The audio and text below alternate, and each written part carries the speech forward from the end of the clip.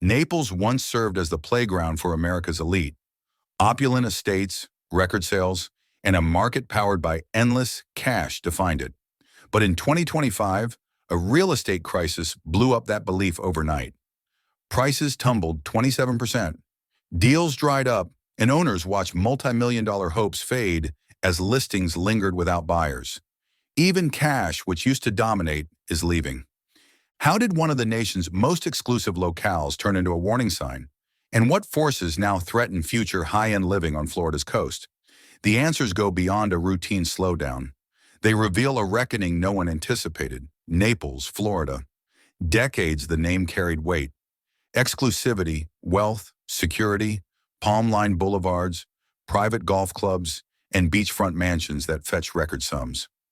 The city's image as an ultra-wealthy enclave felt truly untouchable, a refuge where the rich parked capital, confident values would climb forever. But today's numbers tell a different story. Exclusivity, wealth, security, palm-lined streets, private golf clubs, and beachfront mansions trading at record numbers. The reputation as an ultra-affluent enclave felt untouchable, a place where fortunes hid in property. Trusting values would climb forever. But the latest figures tell another story. The median in Naples slid 27% over the past year, landing near $1.1 million by August 2025. That is not a soft dip. It is a hard fall, wiping out years of gains in months. Longtime owners who once boasted about double-digit appreciation now field low offers or, worse, watch their listings gather dust. The myth of luxury immunity cracked. Naples, once the ultimate safe harbor for the 1%, stands at ground zero for a luxury market route. A homeowner, voice tight with disbelief, summed it up. "I never thought I'd see Naples real estate move backward. Not here." The shock is not only lost equity, it is a reversal few imagined. Naples was supposed to be different, shielded by cash buyers, insulated from broader swings, and forever in demand. The pandemic years reinforced that legend. Prices soared. Inventory vanished. Bidding wars even broke out over waterfront teardowns. Now many of those same properties sit unsold for months, their owners facing a new reality. Even paradise has a ceiling. What's happening is not just a correction. It is a reckoning with risk, shifting demand, and limits to wealth as a shield. The city's prestige, once its greatest asset, now reminds everyone how far there is to fall. And as numbers keep tumbling, the nagging question hangs in the air. If Naples cannot hold the line, where can? Sales volume cratered across the metro. In August 2025, closed sales fell 21.6% from a year earlier, cutting through single-family and condo segments alike. Single-family deals were down 20.9%, while condos dropped 22.3%. The market is not merely cooling, it is freezing. Properties that once drew bidding wars now linger. The average time on market has stretched to around 160 days, up from 112 the year before. That is roughly a 43% jump in waiting, with some listings idling half a year or longer. Brokers describe a missing sense of urgency. Open houses sometimes attract more agents than buyers. One agent put it bluntly, "We used to have people lining up before a sign was in the yard. Now weeks go by without a single showing. The numbers are relentless. Sellers expecting fast deals must cut or simply wait. The pipeline is clogged. Fewer deals close, and the homes that sell often need steep concessions. The days of lightning-fast cash closings are gone. Even the most sought-after neighborhoods are not immune. Waterfronts, golf course estates, gated communities. Listings pile up everywhere as momentum drains away. For buyers, the slowdown means more choice and more leverage. It also signals uncertainty. Many hold back, convinced prices have not hit bottom. The standoff is clear. Owners hoping for last year's numbers, buyers waiting for the next markdown, and brokers stuck between both, watching activity crawl. The retreat in sales is not a blip. It's widespread, touching every segment and price tier. The speed that once defined Naples real estate vanished, replaced with doubt. As transactions dry up, the next problem grows. Inventory. Active listings have surged to about 6,420, a 33.9% jump in a year. That equals roughly 8.6 months of supply at today's pace, well above normal for Naples, a market used to scarcity and bidding wars. Sellers who once held every card now chase a shrinking pool of buyers, forced to cut or risk being left behind as fresh listings compete on price, terms, and incentives. Cash once dominated deals here. In 2024, nearly 3 of every 5 closings used no financing. Now, cash activity has dropped year over year, representing about half of sales. With fewer wire-and-go buyers, sellers cannot count on fast, contingency-free closings. Listings compete on more than price. Credits for closing costs, HOA concessions, even a year of prepaid insurance to bring buyers to the table. The leverage shift shows up in sale-to-list numbers. Homes are averaging about 92.9% of ask, down from last year. Most owners accept a discount to get a contract. The pattern repeats at multiple price points and across neighborhoods. One 4-bedroom place listed near $2.5 million closed at $2.1 million after roughly 140 days in cuts. As one person said, each reduction brought showings, but buyers barely budged. Every discounted closing resets comparable values, dragging appraisals lower and forcing the next seller to move their number. Mortgage rates now sit in the mid-6% range, changing the math. A $1 million loan at about 6.3% means a payment near $6,200 before taxes and insurance. 2 years ago, near 3%, that same loan was under $4,200. That gap pushes buyers down a price tier or out. A rough rule, each percentage point rise cuts purchasing power about 10%. Someone shopping near $2 million might now be capped around $1.7 million unless they add cash. Lenders tighten jumbo standards, bigger down payments, cleaner credit, more documentation, and higher reserves. Underwriting slows, and some rate locks slip, causing late-stage fallout. Finance offers come with appraisals, contingencies, and longer timelines, draining urgency.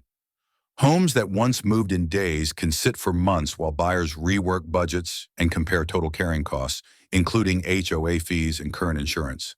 Those layers of friction weigh on activity and cool bidding. Insurance is rewriting coastal ownership costs. Premiums that once ran $3,000 or $4,000 a year can now hit $10,000, $15,000, even $20,000, especially near the water.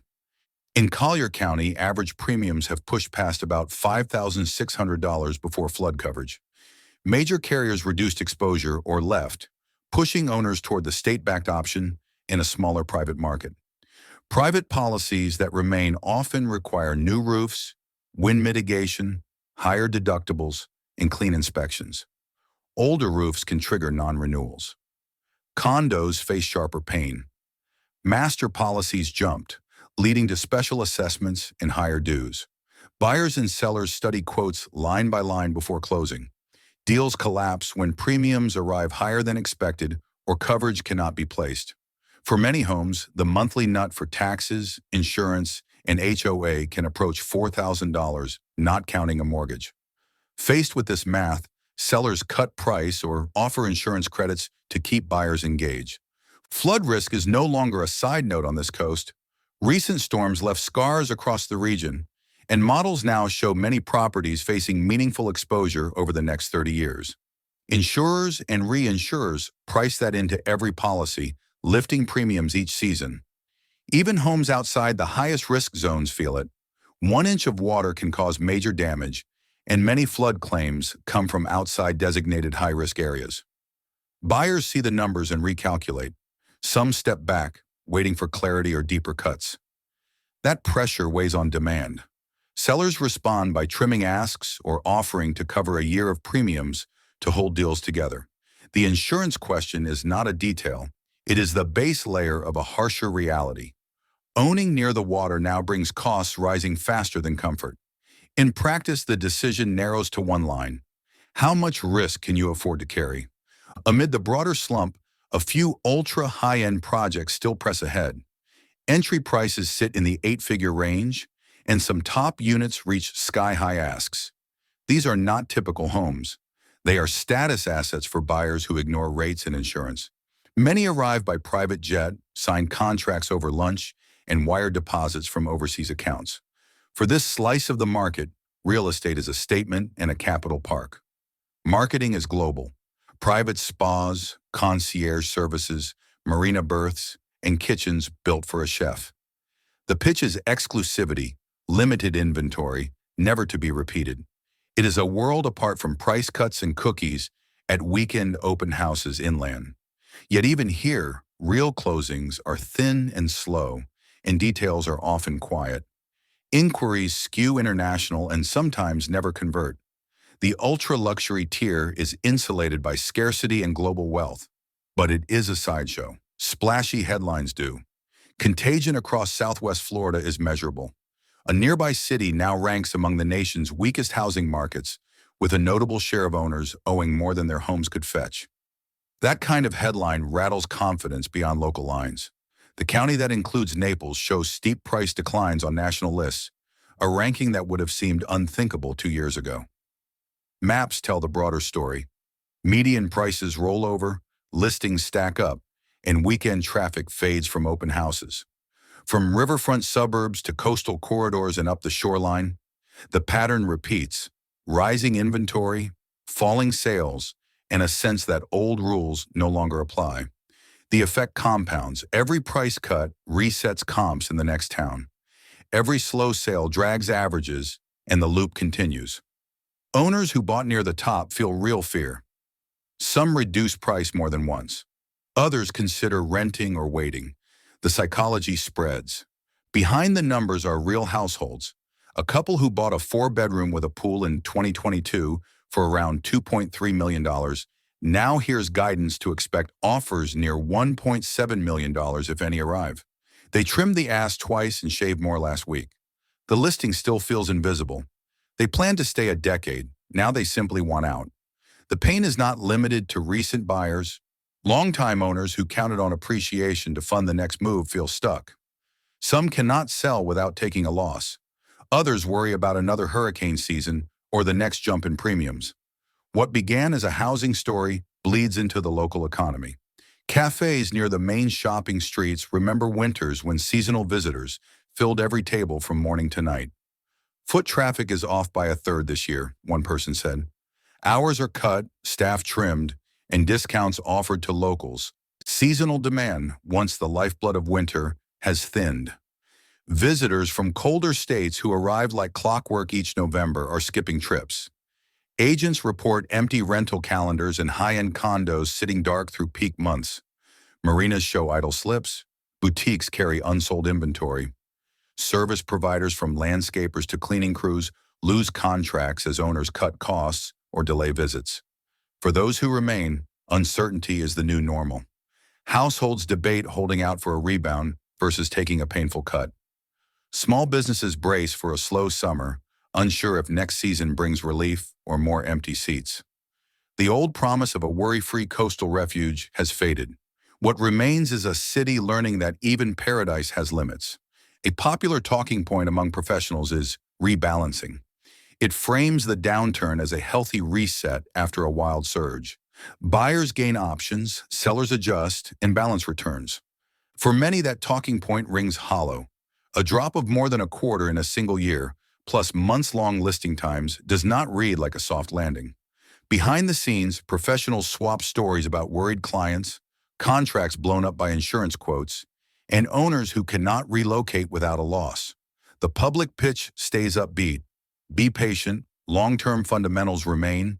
The weather and taxes still attract demand. But every price cut and withdrawn listing chips away at confidence. The distance between glossy messaging and lived experience grows wider each month. One person admitted off the record, it is hard to stay positive while slashing prices and still missing offers. Trade groups echo reassurance, urging against panic selling and pointing to past rebounds. Yet each new comp set lower forces neighbors to adjust. In this climate, polished scripts struggle to hide that something deeper is shifting beneath the surface. Insiders debate what comes next. Some say the market is digesting excess after years of surge, too many buyers chasing too few homes, returning to earth. Others warn the old rules no longer apply. Three forces will decide the path: insurance, interest rates, and climate. Recovery would require progress on all three. If premiums stabilize and coverage broadens, monthly costs improve. If rates tick lower, sideline buyers regain power. But no policy can erase storm memory or rising seas. For every hopeful data point, a premium dip here, a burst of pending sales there, a counterpoint appears. Another storm season, a rate bump, a carrier scaling back. Some note new companies entering in 2025 and signs of relief, arguing core appeal truly matters and wealthy buyers will return. Others say risk is priced into every deal and the era of automatic appreciation has ended. The next chapter hinges on which story wins. By August 2025, the snapshot looks clear. The median price sits near $1.1 million, 27% below a year earlier. Closed sales are down more than 21%. Active listings hover around 6,420, 34% higher, leaving about 8.6 months of supply. Cash closings, once dominant, now make up just under half of transactions. Insurance premiums have doubled or tripled for many households, and flood exposure remains elevated. The county ranks among the steeper national decliners for price drops. Together, these figures break with the image of an invincible luxury haven. Still, the final outcome is not settled. We do not yet know whether this is a temporary correction or a longer shift driven by climate risk and holding costs. For owners, buyers, and businesses, the path forward depends on forces larger than local cycles: insurance capacity, environmental risk, and shifting demand. The evidence, however, is plain. Immunity is gone. In the end, what once felt like certainty now demands truly careful math. The playbook has changed. Buyers run full monthly costs with real insurance quotes and realistic taxes, not rough guesses. Sellers price to today's comps, fix easy objections early, and consider credits that beat nearby listings. Agents strip away wishful thinking and set expectations with data, not slogans. Confidence can rebuild, but only after transactions clear at honest numbers. If premiums ease and rates drift lower, Naples could settle into a steadier market at reduced yet sustainable levels. If those pressures persist, the slower, heavier version of coastal ownership endures. Either way, sunshine and beaches remain. What's shifted is the risk profile and carrying cost. As one person put it, the myth is gone, the math remains. Plan accordingly, move when the numbers work, and accept that luxury property now trades like a risk asset, not a guarantee.